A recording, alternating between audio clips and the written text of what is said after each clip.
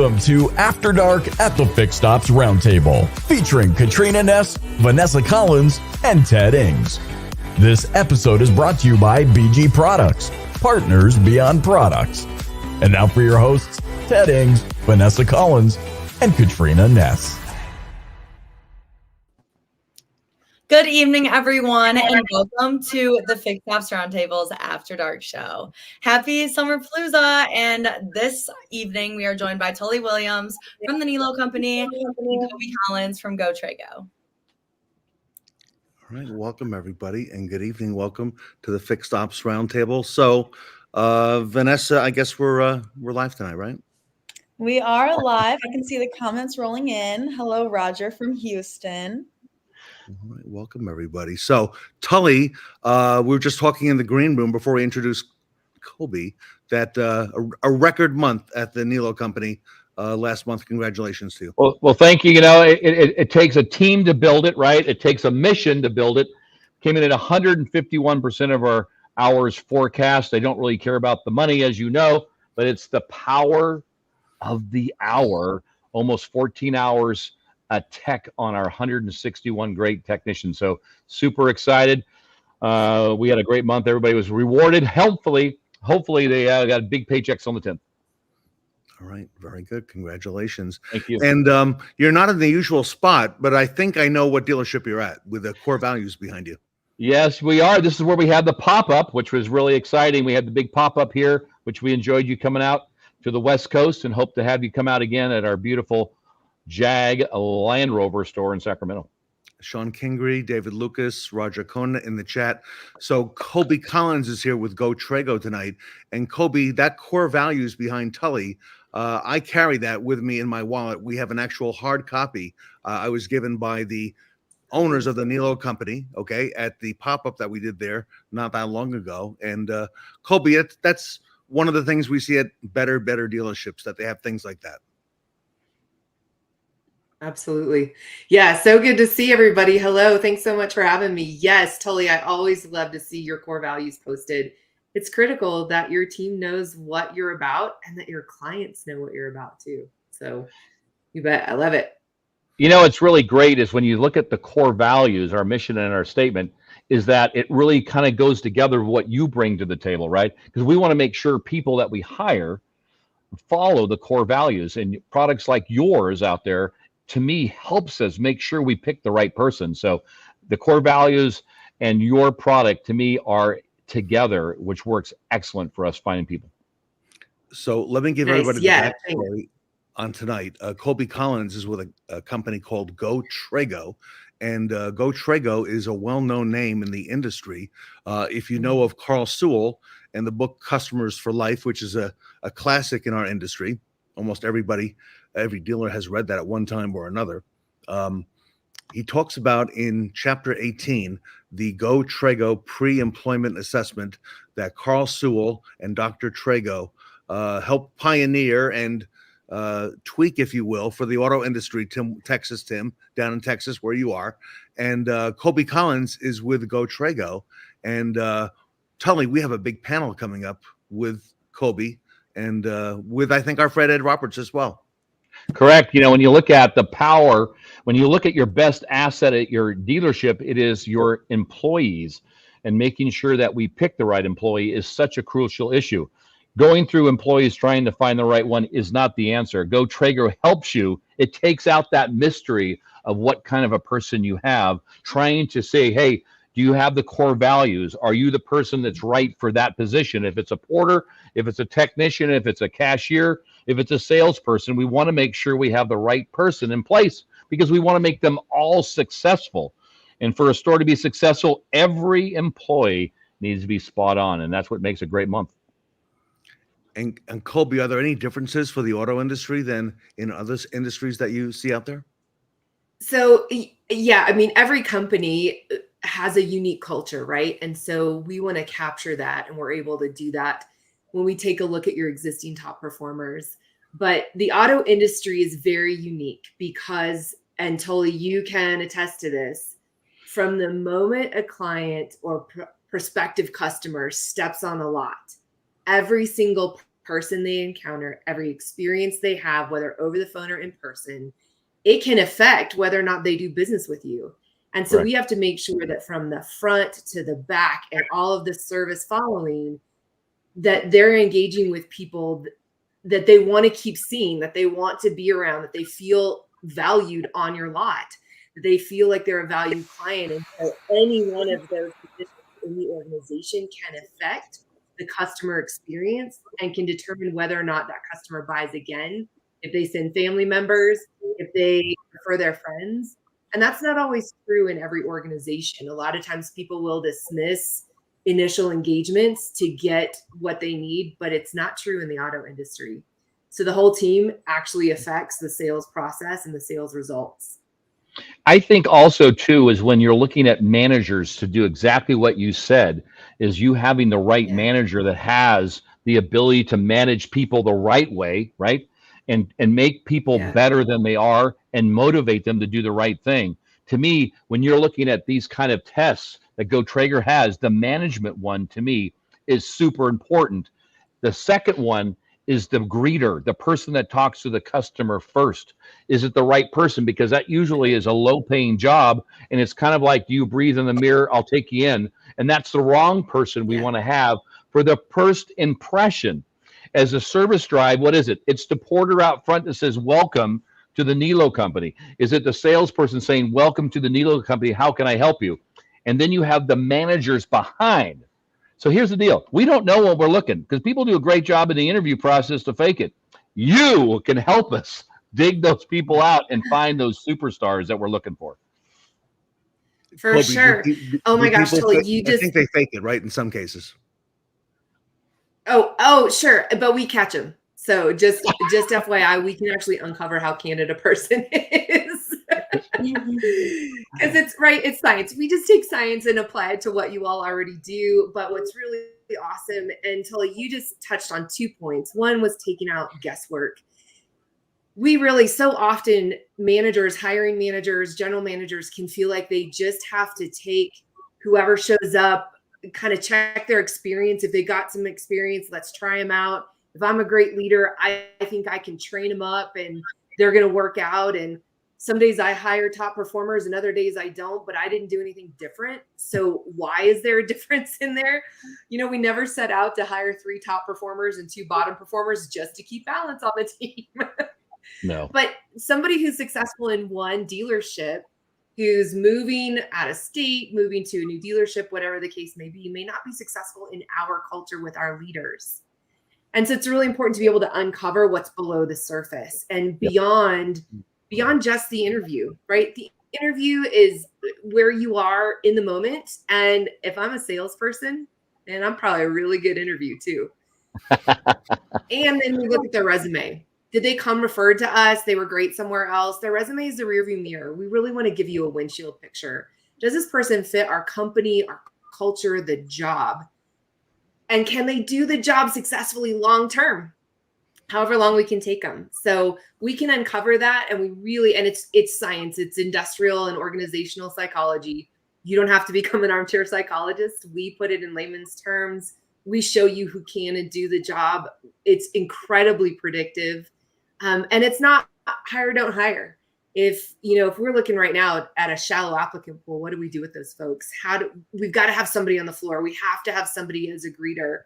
How do we know what to do with who we've got applying? And we can actually help you get the best out of those people, right? Yeah, yay.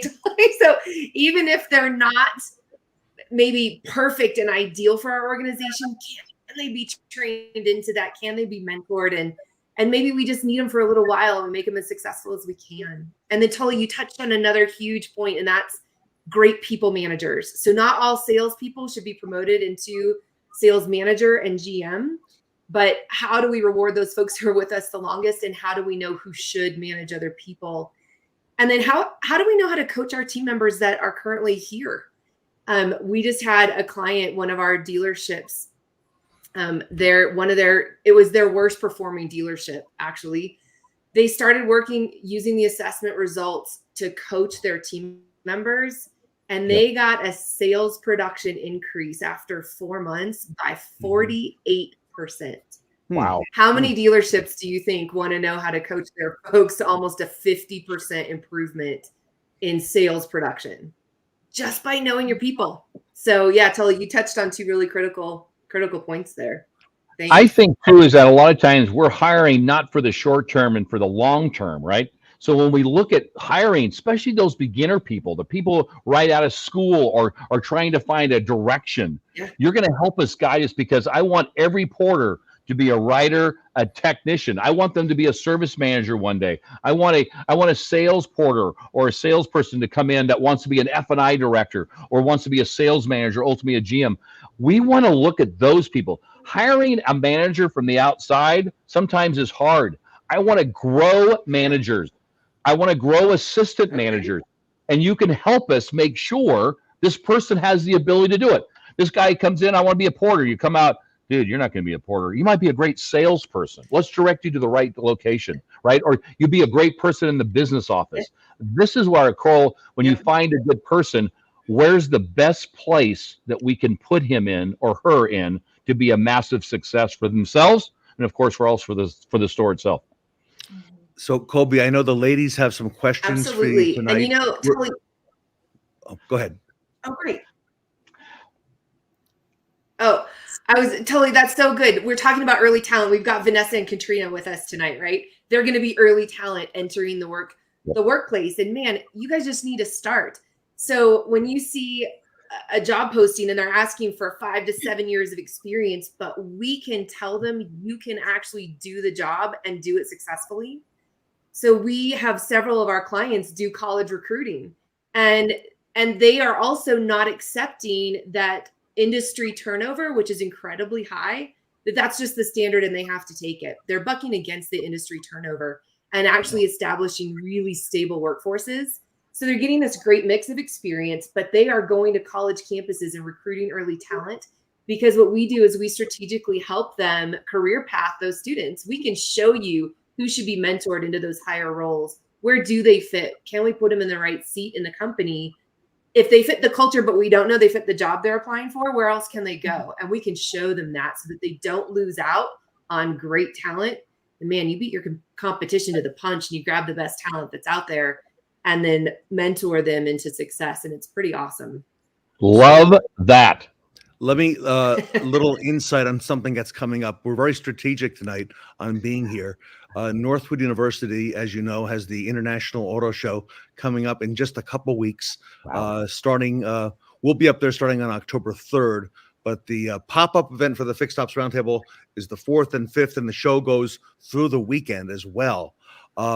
We're actually bringing a big company in automotive with us who is looking to hire some young talent and has done this for many years out of college and universities. And this Northwood thing has caught their eye. So they're coming up there for the specific reason to look at some of the talent. That's great. Also coming up there is Cobi Collins from Go Trego. And Cobi is we're going to be administering the pre-employment test to some students at Northwood, and then talking about some of the results at the pop-up with those students, with Cobi, in just a couple weeks. And we're going to broadcast that as well. Ladies, I know you have some questions tonight for Cobi in advance of that, so I'll let you go at it. Yeah, of course. So our first one is, we've talked about talent and good hires and kind of mentoring them, moving them around to find the right position for them. But my question is kind of about the opposite. So how do we avoid the costs and frustrations of the bad hires? And Tully and Ted, both of you know what this experience is like. You get somebody, right? You get somebody that you interviewed and you're like, man, this person's going to be great. Woo, and then they're not. Or they were a killer interview and they show up as somebody completely different than you interviewed. So what we do is through the science, through the assessment, we're able to actually ferret out what their match is to the job. And so we use core behavior traits and we use reasoning and thinking ability. And so it just tells us, can they and will they do the job? And then we have a conversation around that. I say we, usually internal team members, so hiring manager or HR, partnership of the two. And we make sure that you're able to have a really rich discussion about where they fit and where they don't. And can you Can you overcome their challenge areas? Do you know how to double down on their strengths? But what it does is it reveals potential. So we tell you who's a strong fit, who's a weak fit. We reveal potential. And then the final decision is still in your hands, but at least you know what you're getting. And when you know who matches your jobs in your company, Vanessa, then you know who to hire and you avoid those bad hires. It's not just bad for the company. It's bad for the team. It costs time and morale and effort on everyone's part. And then it's bad for the person you hired who didn't fit. It's not kind to bring in somebody who's not a good fit for the company and who we know is not going to do well. And then none of us want to fail, right? So none of us want to get hired into a role that we just can't do. So we're able to reveal if they can and will long-term and just avoid those bad hires up front. So Tully, do you have an example of a bad hire? Yeah. And yeah, so let me say real quick, the gentleman in the chat, Sean Kingery, who was here on Monday night, and I chatted, and Sean is vice president of the Kaiser Automotive Group, 8 rooftops in Wisconsin, and he and I, Cobi, are going to take the test at Northwood as part of the Okay, great. As well. I feel very left out, Ted. I feel very left out. All right, well. Tully, you're going to be there? No, unfortunately not, but I would love to take the test with them because there's going to be a bet between us three. I'm telling you. I love it. Hey, we can do like a virtual testing center. All right. You all three can take it. I want to piggyback on what you said. The problem with the hiring process is that we bring a person in and they might impress us by the way they do the interview, all right? But we don't know if it's the right person. And I think when we're trying to hire new people that come in that are younger side, they're not sure where they want to be because the automotive space has so much capacity for so many things. We can sell, we can manage, we can detail, we can fix, we can sell hours in the front, we can do the business office. They're great careers that make a ton of money for all these people. And I think that when we bring a person in and says, I just want to work for the Nilo company because we've been in business for 102 years and we have a great reputation, but I don't know where I want to go. This is the perfect idea to say, you know what? Your strength is blank. Maybe this is the avenue. To me, then we're putting that person for the right path to success. It's a huge deal. Yeah. You see what Weldon is saying down here in the chat, Tully? Yep. I think Tully put his name and what position he's applying for. Oh, that's great. I love that, Michael. Tully's going to set the curve. Just watch, Michael. So, Cobi, how can we identify the best talent when there's limited application pools and to avoid the negative impact to our current team or hit on our culture and our different values? How do we avoid that? Great question. So it is really important that you use data. You cannot reveal those things in an interview and on a resume, because how often do you all see resumes where people share the impact that they've had at the company they were in, that they actually give their success statistics? Normally a resume just lists a job title and the job tasks. It doesn't tell you anything about how effective they were at that task. And in an interview, they're going to polish up some things and tell you what you need to hear. Now, I'm not saying people are falsifying the information, although we have statistics that prove that they do, because resources today let them get around it once they're on the job. So you've got to have data that reveals that information that you can't get anywhere else in the interview process. And it's that data that will actually show you if this person fits and will actually fit your culture. Because we can take a look at your existing top performers and capture what they look like and then show you. And it's a simple plotted graph and some really important insights and then additional interview questions that you get based on a person's strengths and weaknesses. And so you can determine with that data that what you don't get in that resume and in just the interview. So I want to piggyback on that as well, is that when you look at an interview process, we are very concerned on what we ask somebody. And a lot of times we get scared, and we can say it, but we're scared to ask it. We know we can't say, a lot of things, we get it, but then we get worried. And we're looking at young managers or managers that have 1 million years of experience, like, yeah, whatever. Or you get a person that I'm scared to ask. what this helps us with is that when you have that initial first interview and say, you know what, I got a good feeling, stop talking, give them the test, have them come back in, and then you have a great set of questions and the talking points for the next interview. And that is the most important interview you're going to have.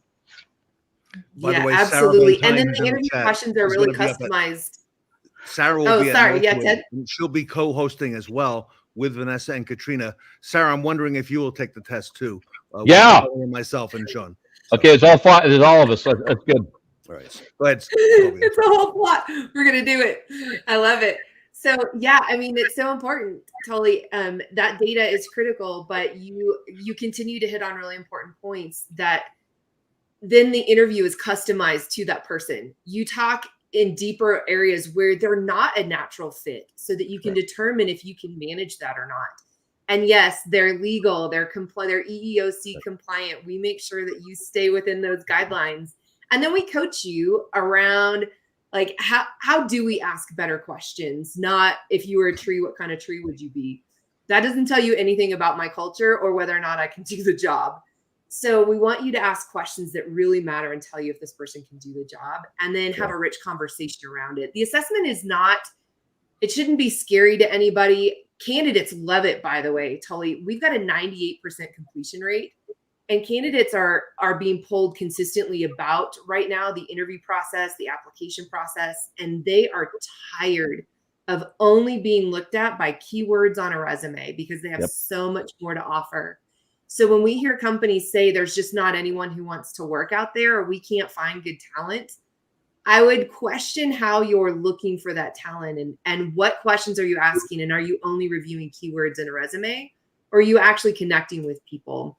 And yeah, they love the assessment because it reveals who they are, and they get to transition because I may want to work for you and I've never been in the auto industry before, but I can do the job better than most people that you're getting in. So how do we have that conversation?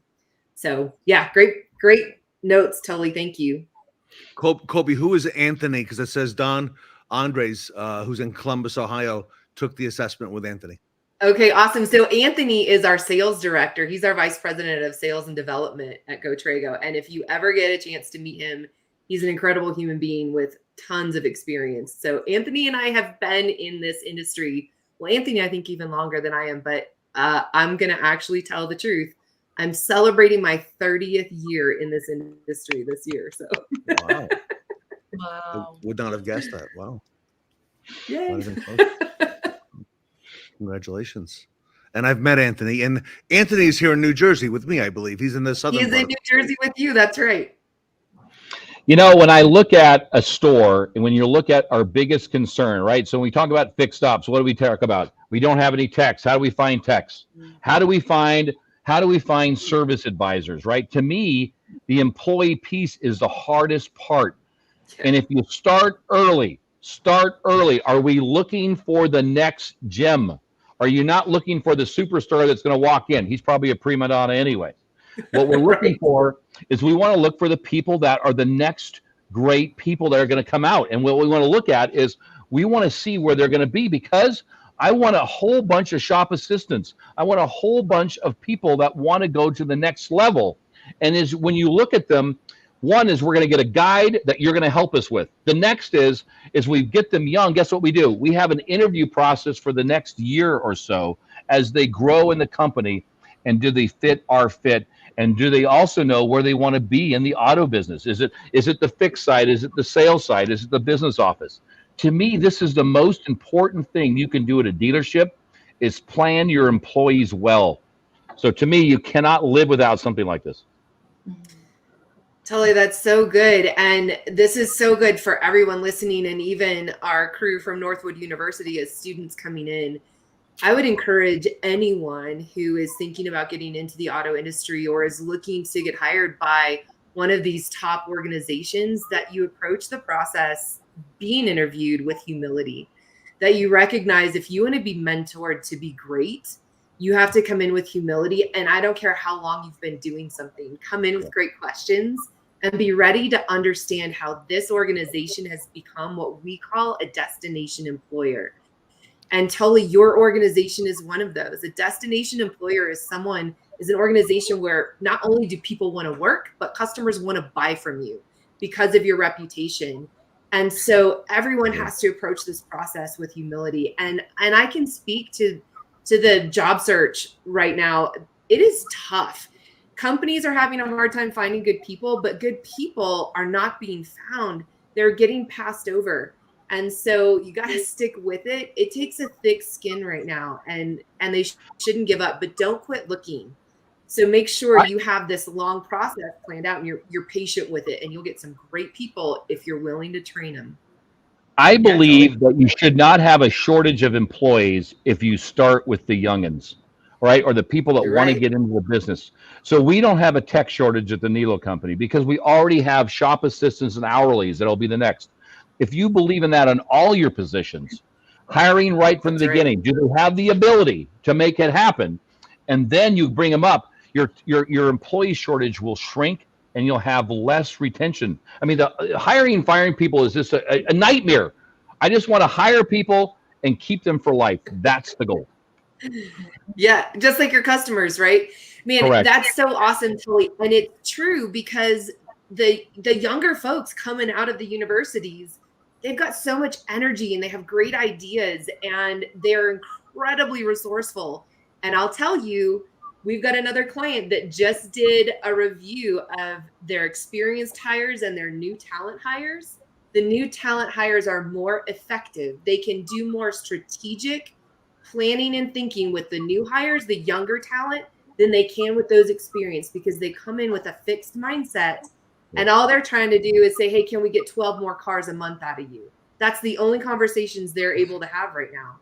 But the new talent coming in, they'll have strategic engagements and do something really incredible in the company. And we have to grow and change or we die. Correct. Excellent. So Vanessa, Tony Owens is coming up. I know we're all surprised about that, but it'll be good to see Tony again. So Tony said yes, he'll take the test as well.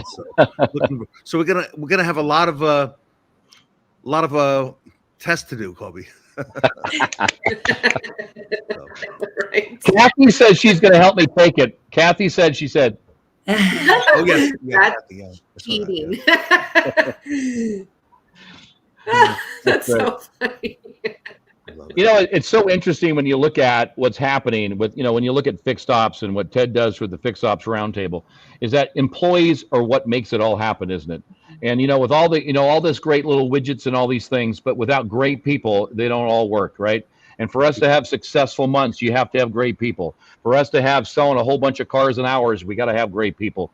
And it starts in the very beginning. So, God bless America, and glad that we have products like Go Trego to make it happen. So we're going to hear a whole lot about. We're going to hear a whole lot about Go Trego. I'm sorry, Cobi, go ahead. It's so important too, Tully, that we remember that just because technology is becoming it's more advanced, there's more we can do with it. Yep. It cannot eliminate the human aspect, especially in the auto industry. There's so many parts of it that cannot be done with just robots and AI. And look, I'm an AI user, and I'm so grateful for how much it lets me scale my ability to do my job. And I get smarter faster with AI because it works with me daily and it helps me find new ways of doing things, communicating better. So this young talent, especially at Northwood University, man, I'm so excited about what they're going to bring to the table in the industry.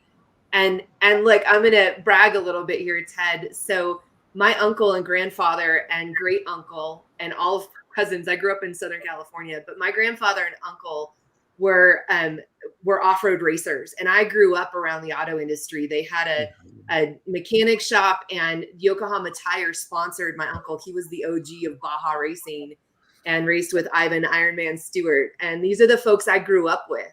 So I get this industry and I know what it looked like 40 years ago. And I know what it looks like today. And you cannot eliminate the human element from any part of this process. And I want to ask a quick question of Vanessa and Katrina. As you all are looking towards graduation, have you already started the job application process, and are you hopeful? Well, our school really pushes internships on us, which is wonderful because it's actually required for as a course. So it's Great. been awesome to kind of like be able to get like little tastes of different aspects of the industry and learn about different things so we kind of know as a whole what we want to go into. And I think that's very important because you don't only learn about the industry, but you learn about yourself and where you can see yourself going and in what roles and doing what sorts of types of jobs. But I graduate this year and then I have another year of my master's. So I really haven't started looking for like full-time jobs, but I'm always looking for summer internships and planning ahead. For me, Vanessa, what about for you? Yeah, for me, so I found my internship. I applied for it last year in October. So I started the application process in October. This year I'm in my master's degree, so I don't graduate until July of 2025. And I'm planning on starting the graduation or the application process for jobs after auto show. Because right now, being on the board, Katrina knows it's kind of a lot to put together this show. So that has my attention right now. But right when that show's ended, I am going to start the application process. That's fantastic. Okay. And it's kind of fun to see good. the auto Well, let's show make sure we because connect at the show. all these companies that are coming in a couple weeks in October are all hovering around Vanessa and Katrina and the other students and the chairs of the auto show. And it's funny because we'll get requests. You did an internship at CDK Global this summer. We'll get requests from CDK and from Reynolds and from Cox. They'll all want you on their panels, okay? And I remember last year, Cole Briggs, the chair, getting pulled in all different directions. He was on so many panels. And I think upon graduation, I think the employment at Northwood is, if not 100%, it's like 98%. Okay, it's high. phenomenal. It's not what you see anywhere else. It's unbelievable, and you're going to get to experience it firsthand. So, Cobi Collins is going to be on the Fixed Ops Roundtable coming up at the Summer Palooza show, starting on Monday, the 16th of September through the 19th. Her segment on Go Trego is on Wednesday morning at 11 a.m. Eastern time. You may want to jot that down, 11 a.m. Eastern. If you're signed up for our event, hopefully you are, you're getting some alerts now and the agenda coming through, and you'll get updates on the entire show. So a lot of that happening now. And again, you see there's Sean Kingry who'll be taking the test, Sarah, Tully, myself. I imagine Brother Ed will as well, Tully. We can probably twist his arm. I think we can. Speaking at the event next week, our Ed Roberts is going to be there. Our very own Tony Owens is going to be there. Also, Dale Pollock from V Auto is speaking. Steve Greenfield will be there. Maureen Martin from Dynatron will be there. Of course, Tully Williams will be speaking at the event. And Cobi Collins will be speaking at the event. And it all starts on Monday morning at 9 a.m. Eastern time. So, and then buckle up because Tully, we need to have a dance off. We're going on to 3 pop-ups right after that, Katrina. So, yeah. A lot. Yeah. All right. This has been exciting. This has been exciting. Yeah. Thank you, guys. Thank you for all being here. And Cobi, we look forward to learning more about Go Trego and how the assessment works. And I think we got a lot of folks who will be very interested in it for their stores. So absolutely. Yeah, and don't ever hesitate to ask the hard questions. DM me on LinkedIn, find me there, connect with me, drop me an email, super easy, Cobi, COBI at gotrego.com. I want to answer your questions. You're not required to do business with us, but if we can help you be a better employer and become a destination employer and strategize with you, that's what we're here for. Yeah. Great show, everybody. We'll see you Monday morning at 9 o'clock at the Fixed Ops Roundtable, Summer Palooza. It's almost here. Yay! Woo!